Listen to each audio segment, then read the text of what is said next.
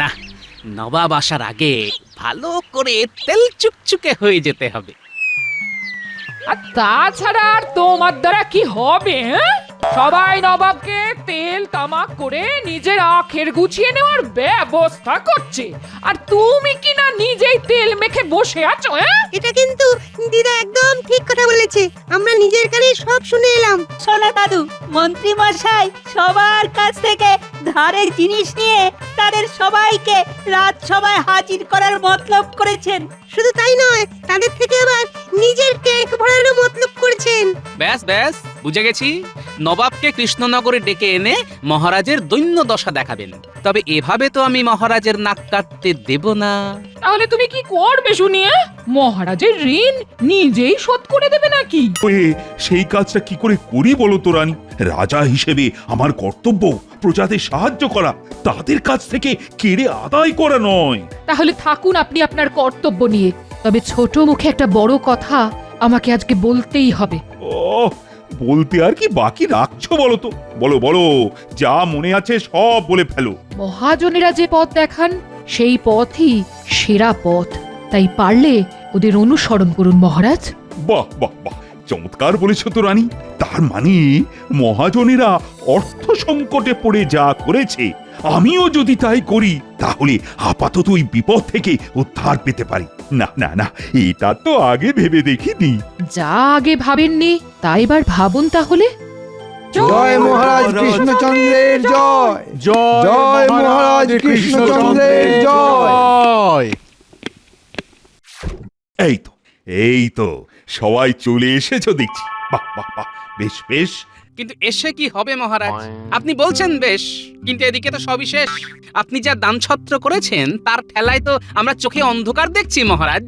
কি আর করি, অনাবৃষ্টি, চাষের ক্ষতি, এসব করে রাজ্যের যা অবস্থা, তাতে তো প্রজারা মোটেই ভালো নেই। ওদের হাত ফাঁকা, আর তার ফল পড়েছে ব্যবসায়। তাই এবার ব্যবসার হাল ফেরাতে আপনি আপনার হাত ফাঁকা করে বসলেন। ফাঁকা হাত সে না হয় আবার ভরে যাবে, কিন্তু প্রজারা কষ্ট পাচ্ছে সেটা কি মহারাজ দেখতে পারেন? না না না না, আমিও ভেবে ফেলেছি রাজকোষের হাল ফেরাতে আমি নবাবের কাছ থেকে ঋণ নেব। তারপরে মহাজনেরা যেমন আমাকে শোধ করবে, তেমনি আমিও নবাবের ঋণ শোধ করে দেব। এ তো অতি উত্তম ভাবনা মহারাজ। এইভাবে আমরাও এই হাঁসফাঁস অবস্থা থেকে মুক্তি পাবো। হ্যাঁ, কিন্তু নবাব যে মহারাজকে ঋণ দেবেনি সে ব্যাপারে আমরা নিশ্চিত হব কি করে? তাও বটে, নবাব কি আর এমনি এমনি দিয়ে দেবে? সেই ব্যাপারটা আপনি আমার ওপর ছেড়ে দিন মহারাজ। আমি নিজে গিয়ে নবাবকে রাজি করিয়ে ঠিক একটা ব্যবস্থা করব, আর সেই ফাঁকে নিজের আখেরটাও ভালো মতোই গুছিয়ে নেব, আর সেখানেই যা কলকাঠি নাড়ার সেটা ওখানেই টুকুস করে নেড়ে দিয়ে চলে আসবো।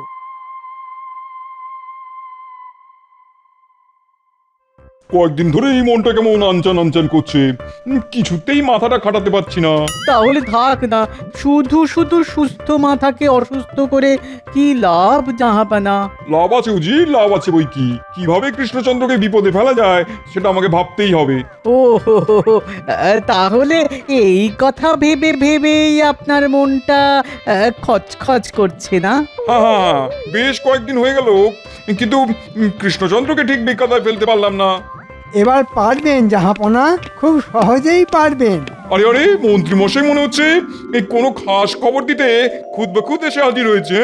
আগে মহারাজ খুব বিপদে পড়েছেন জাহাপনা। বলো কি, এ তো মেঘনা চাইতে জল। আরে আরে, চুপ করে আছে কেন? বলো বলো বলো, বলে ফেলো। মহারাজ মহাজনদের ব্যবসা করার জন্যে মোহর দিয়েছিলেন। কথা ছিল ব্যবসায় লাভ হলে সুদ নয় আসলটাই ফিরিয়ে দেবে। বটে, তারপর কি হলো? কিন্তু মহাজনরা এখন একে একে এসে মহারাজের কাছে হাত উল্টে দিচ্ছে। অবস্থা এখন এমন যে কোষাগার একেবারে ভোঁ ভাঁ। ও, এসব গল্প বলে ভেবেছো এখান থেকে বেশ কিছু মোহর হাতিয়ে নিয়ে চলে যাবে? এটা কি মামার বাড়ি নাকি? জাহাপানা কি এখানে দান ছত্র খুলে রেখেছেন যে যখন খুশি আসবে আর মোহর নিয়ে চলে যাবে? ঠিকই তো, কৃষ্ণচন্দ্র আবদার করলো বলেই কি আমাকে একেবারে সুর করে দিয়ে দিতে হবে নাকি? দেওয়ার তো কোনো প্রশ্নই নেই জাহাপনা। আমি তো বলছি দিতে না, আপনি বরং নিতে চলুন। মানে একবার সশরীরে কৃষ্ণনগরে আসুন। মনে হচ্ছে এর ভেতরে অন্য কোনো ফায়দা আছে। আছে বই কি জাহাপনা, আপনারও ফায়দা আর আমারও ফায়দা, শুধু কায়দা করে লুটে নিতে হবে আর কি। ঠিক আছে এখন বেশি কায়দা না করে কাজের কথাটা বলো দেখি। অর্থনৈতিকভাবেই কৃষ্ণচন্দ্রকে বিপদে ফেলতে পারলেই জাহাপনার মনের আশা পূর্ণ হবে। ওরকম ঘুরিয়ে ফিরিয়ে কথা না বলে সিধা সিধা বলো তো মতলবটা কি? বহুত খুব, এবার কৃষ্ণচন্দ্রকে জব্দ করার আচ্ছা মৌকা পেয়েছি।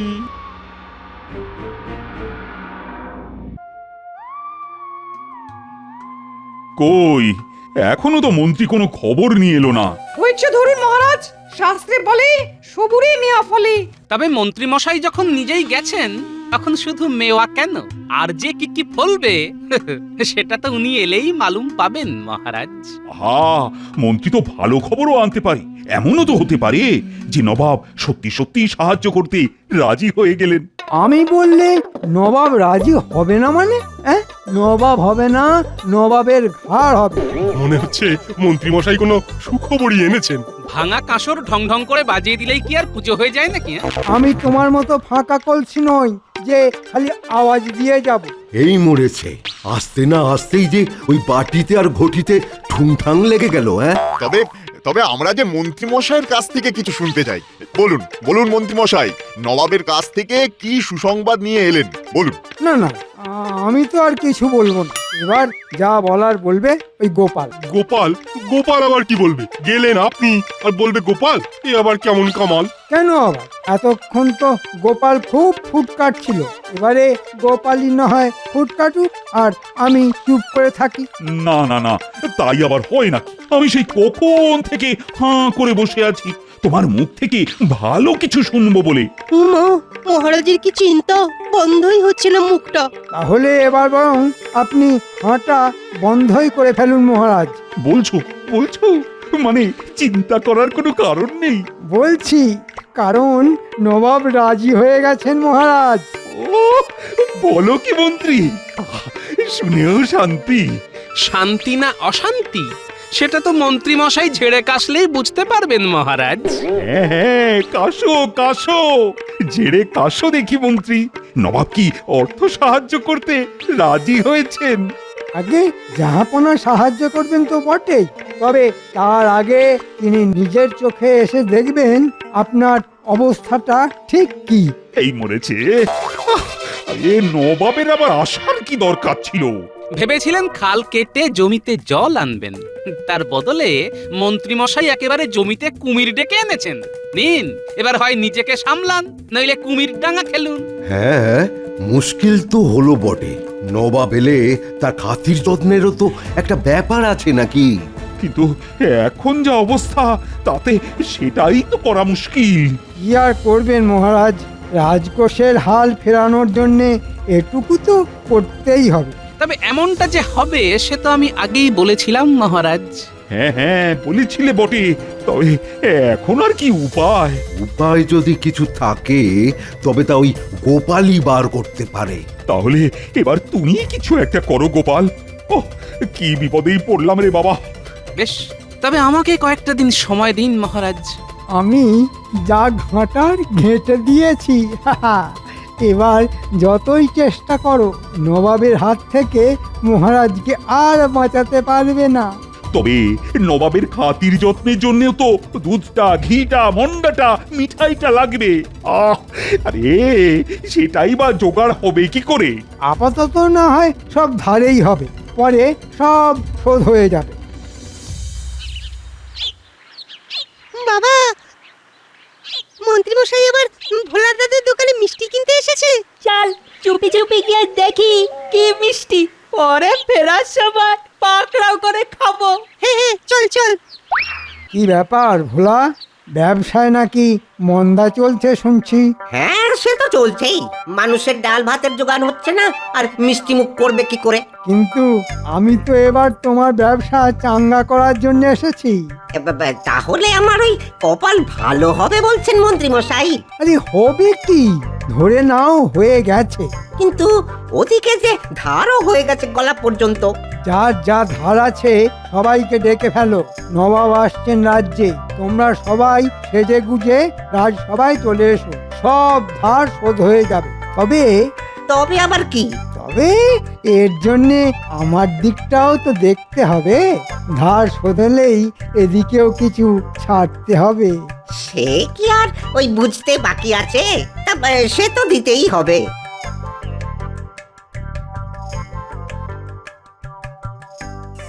ওরে, এ তো মনে হচ্ছে মন্ত্রীমশাই আবার কিছু বদমাইশি করতে চলেছেন। ব্যাপারটা এক্ষুনি গোপাল দাদুকে জানাতে হবে। না, নবাব আসার আগে ভালো করে তেল চুকচুকে হয়ে যেতে হবে। আর তাছাড়া আর তোমার দ্বারা কি হবে? সবাই নবাবকে তেল তামাক করে নিজের আখের গুছিয়ে নেওয়ার ব্যবস্থা করছে, আর তুমি কি না নিজেই তেল মেখে বসে আছো? এটা কিন্তু দিদা একদম ঠিক কথা বলেছে, আমরা নিজের কানে সব শুনে এলাম। সোনা দাদু, মন্ত্রী মশাই সবার কাছ থেকে ধারের জিনিস নিয়ে তাদের সবাইকে রাজসভায় হাজির করার মতলব করেছেন। শুধু তাই নয়, তাদের থেকে আবার নিজের ট্যাঙ্ক ভরারও মতলব করেছেন। ব্যাস ব্যাস, বুঝে গেছি। নবাবকে কৃষ্ণনগরে ডেকে এনে মহারাজের দৈন্য দশা দেখাবেন। তবে এভাবে তো আমি মহারাজের নাক কাটতে দেব না। তাহলে তুমি কি করবে শুনিয়ে? মহারাজের ঋণ নিজেই শোধ করে দেবে নাকি? না না না, তা কেন? তবে কিছু না কিছু একটা উপায় তো বের করতেই হবে। ধার বাকির খেলাটা নবাবকে অন্যরকম ভাবে দেখাতে হবে।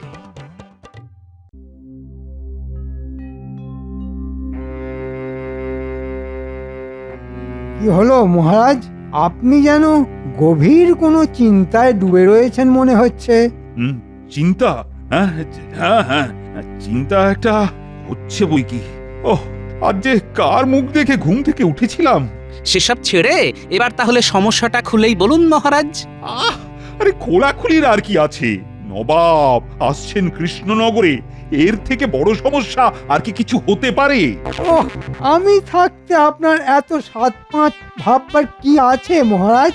নবাবকে খালি একবার আসতে দিন, তারপর দেখবেন আমি একেবারে এক হাতে সব সামলে দেব। সাবাস মন্ত্রী মশাই, সাবাস। পারুন না পারুন, আওয়াজ দিতে ছাড়বেন। সাধে কি বলে, ফাঁকা কলসির আওয়াজ বেশি। আমি কলসি হলে তুমি কি একটা আস্ত জ্বালা। নিজেদের মধ্যে এরকম চিমটি কাটাকাটি বন্ধ করে চুক্তি করে বসে ভাবো দেখি, নবাব এলে কিভাবে নবাবের মোকাবিলা করবে। আপনি কিচ্ছু ভাববেন না মহারাজ, আমি সব একেবারে গুছিয়ে রেখেছি। দেখেই নবাবের কষ্টে বুক ফেটে যাবে, আর আপনি যা সাহায্য চাইবেন তাই দিয়ে দেবেন। আপনি যে কি সাজিয়ে গুজিয়ে রেখেছেন সে আর আমার জানতে বাকি নেই। তবে আপনি যদি ডালে ডালে যান তাহলে আমিও পাতায় পাতায় যাব। নবাবকে আমিও ঠিক বুঝিয়েই ছাড়বো। হ্যাঁ, আমি আগেও বলেছি, আবারও বলছি, বাঁচালে আপনাকে ওই গোপালই বাঁচাবে। তাই গোপালের ওপরেই ভরসা রাখুন মহারাজ। দেখি কি হয়।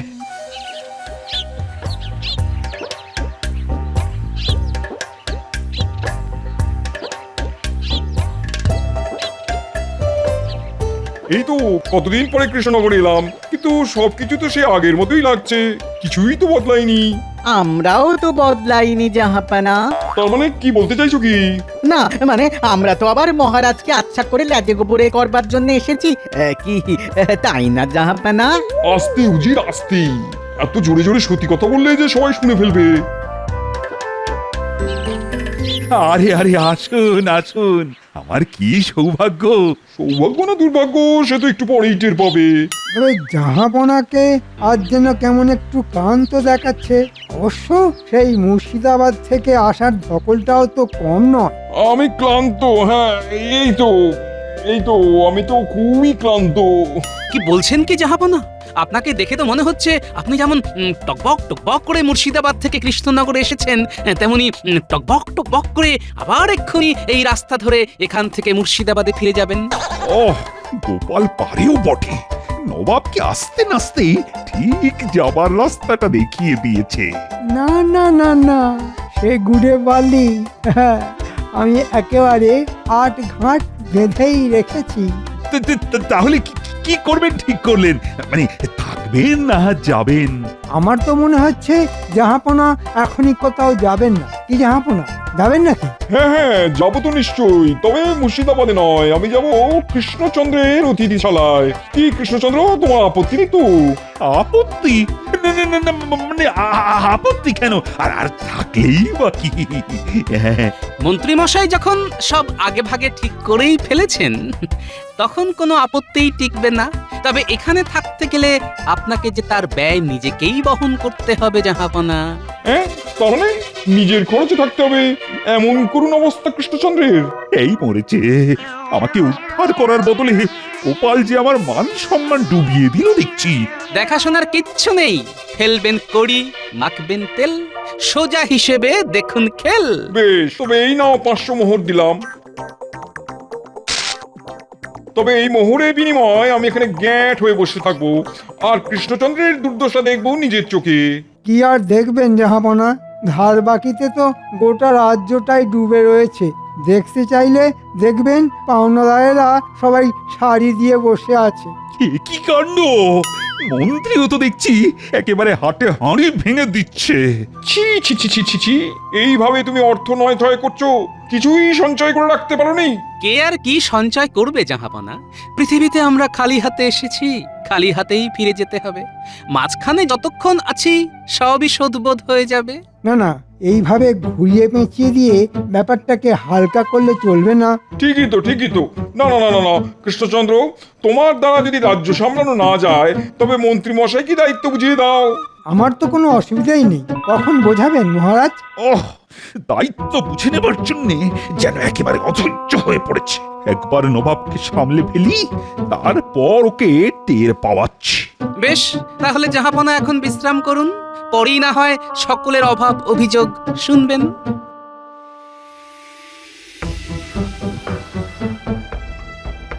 ও, মহারাজ কৃষ্ণচন্দ্রের তো বেশ সাজানো সংসার দেখছি। কিন্তু সংসারের অবস্থা তো খুবই খাস্তা জাহাপানা। সেটাই তো দেখছি, পাওনাদারেরা সবাই শাড়ি দিয়ে গেছে। ওরা যখন এসেই গেছে, তখন ওদের কথা নিজের কানেই শুনে নিন। ওদের দুঃখের কথা শুনেই তো আমি আপনার কাছে ছুটে গিয়েছিলাম জাহাপনা। ওহ, মন্ত্রী তো আচ্ছা ডিগবাজি খাচ্ছে দেখছি। তবে জাহাপনা, আপনি যৎকিঞ্চিত সাহায্য করলেই মহারাজ উদ্ধার পেয়ে যাবেন। আমরা তো আপনার সাহায্যের আশাতেই হাঁ করে বসে আছি। কিন্তু এভাবে নবাবের কাছে ওই হাত পেতে নিলে শেষে যে আমাদের মান সম্মান নিয়েই টানাটানি পড়ছে। গোপাল, তুমি কিছু একটা করো গোপাল, কিছু একটা করো। কারোরই আর কিছু করার নেই, এখন যা করার নবাবই করবেন। আর তারপরে আমি, কি বলেন জাহাপনা? সত্যি কারোর কিচ্ছু করার নেই, কারণ যা করার সবই তো করা হয়ে গেছে। এখানে যারা আছে তাদের কারোরই তো কোনো ধার বাকি নেই, সব শোধ হয়ে গেছে। হ্যাঁ, সে কি রাতারাতি এমনটা হলো কি করে? তাহলে শুনুন জাহাপনা,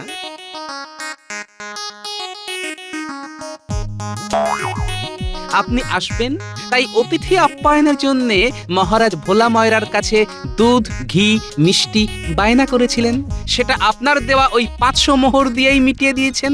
আমি আবার সেই মোহর পেয়ে ওই দুধওয়ালার কাছে যে ধার ছিল তা চুকিয়ে দিলাম। আমিও ওই মোহর পেয়ে যার গরু সেই মহাজনের দেনা শোধ করে দিলাম। আর আমি গরু কেনার জন্য মহারাজের কাছ থেকে ঋণ নিয়েছিলাম, সেটাও এই অর্থ পাবার সঙ্গে সঙ্গেই শোধ করে দিয়েছি। আর আমি সেই অর্থ পাওয়ার পরেই নবাবের কাছ থেকে নেওয়া অতিথি সেবার অর্থ ফেরত দিয়ে দিলাম।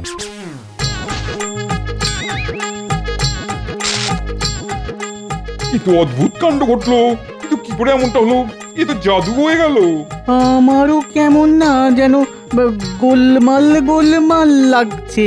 কোনো গোলমাল নেই, আসলে সবারই ভুল ধারণা হলো মোহর আমার। দেখুন না, না কেউ কিছু নিল আর না কেউ কিছু দিল, অথচ সবার হিসেব চুকে গেল। হ্যাঁ হ্যাঁ তাই তো। না না না না, আমার মাথাটা কেমন ভু ভু করছে। গোপাল এমন ভাবে সব বুঝিয়ে দিল যে নবাবের তো মাথাটাই ঘুরে গেল।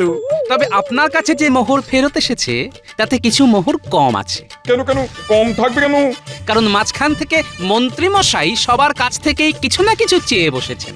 হ্যাঁ জাহাপানা, মন্ত্রী মশাই আবার বলেছেন আমাদের ধার শোধ হয়ে গেলে ওনাকেও যেন কিছু ওই ভাগ দিই, তাই আর কি। এই মরেছে। হ্যাঁ তাই নাকি?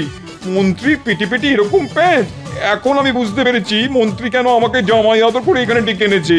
না না না না, মন্ত্রীকে যা শাস্তি দেওয়া তা আমি দেবো। হ্যাঁ দিন না, আমার কোনো আপত্তি নেই।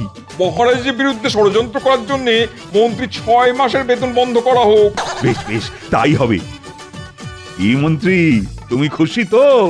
আমি মরে যাব মহারাজ, এবারের মতো আমাকে ছেড়ে দিন জাহাপনা। ওরে বাবা রে, আমার একই সর্বনাশ হলো রে। ওরে বাবা রে, ও মা রে। তবে তোমাকেও ছাড়ছি না গোপাল, তোমার কপালেও কিছু নাচছে, আর সেটা হলো এই মোহরের থলি। এটাই তোমার বুদ্ধির পুরস্কার।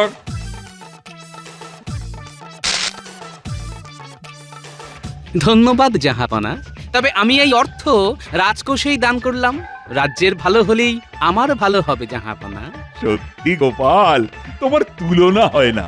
জয় গোপালের জয়, জয় গোপালের জয়।